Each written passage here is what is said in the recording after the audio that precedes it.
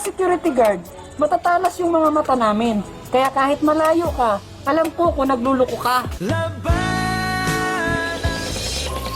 Sa mga na-in love o baka na broken-hearted nga gustong magugot, ayaw ka mo kabalaka, kay andi ay usa ka vlogger nga huumpara kaninyo. Siya si Bitoys Cortez, 25 anyos ug lumad nga taga Palawan, usa ka full-time content creator. Sa iyang mga videos, makita ninyo ang mga katawanan ug makalingaw nga mga comical skit inubanan sa mga hugot aron nga ikaw ma-enjoy ug tan-aw.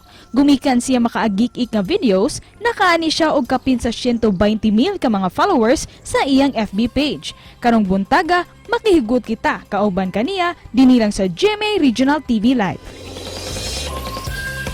Kapuso sa spotlight rong buntaga, mga pasiaw ug mga hugot ang kanunay niyang dalit sa iyang mga followers sa social media. Atong ililahon karong buntaga ang content creator Bitoys Cortez. Good morning! Maupay na aga, Sir Bitoy. Welcome sa GMA Regional TV Live. Mayong buntag po.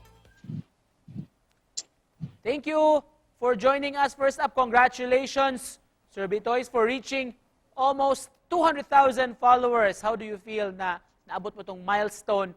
And nag-expect ba ka nga mga followers and subscribers will grow by this much?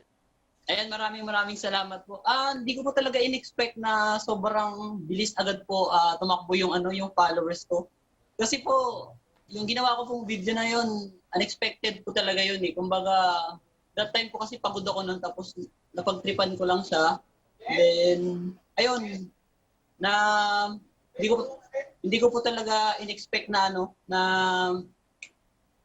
ma-discover talaga siya. Nagulat nga po talaga ako eh. Pwede ba namin malaman kung anong humble beginnings mo bilang isang vlogger? And were there times na you wanted to give up itong pag-vlog? Anong nagpapa-inspire sa'yo na ipagpapatuloy ito?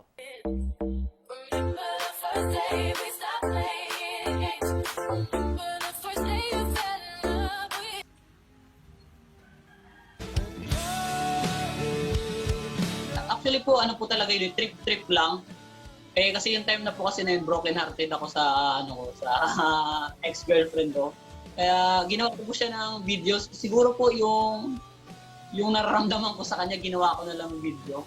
Ba't mo na feeling gumawa ng ganitong klase ng mga video content? At saan ka humuhugot ng konsepto, Bitoy? Kami mga security guard, minsan masusungit, minsan galit. Pero lahat kami mababait. Kaya nga madalas kaming iniiwan tapos pinagpapalit.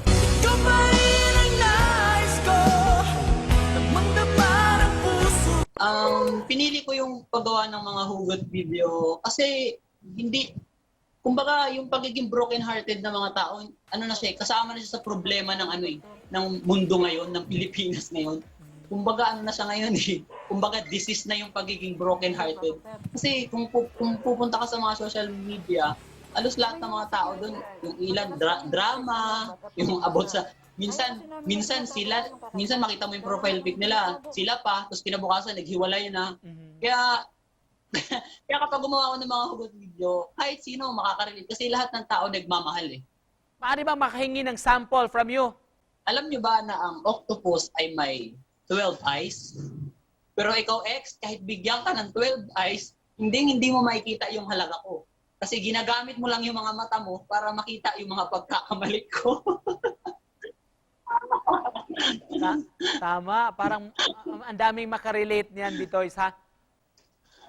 And just to close this, Bitoys, message mo sa ating mga kapuso na nanonood this morning. Sa lahat po ng mga nagmamahal dyan, siguraduhin niyo po natatagal kayo. Kasi kung hindi po kayo magtagal, pumunta po kayo sa page ko, doon po makakamove on kayo. Sana makakamove on kayo. Thank you so much for joining us, mga kapuso. Bitoys Cortez Vlog, gikan sa Palawan,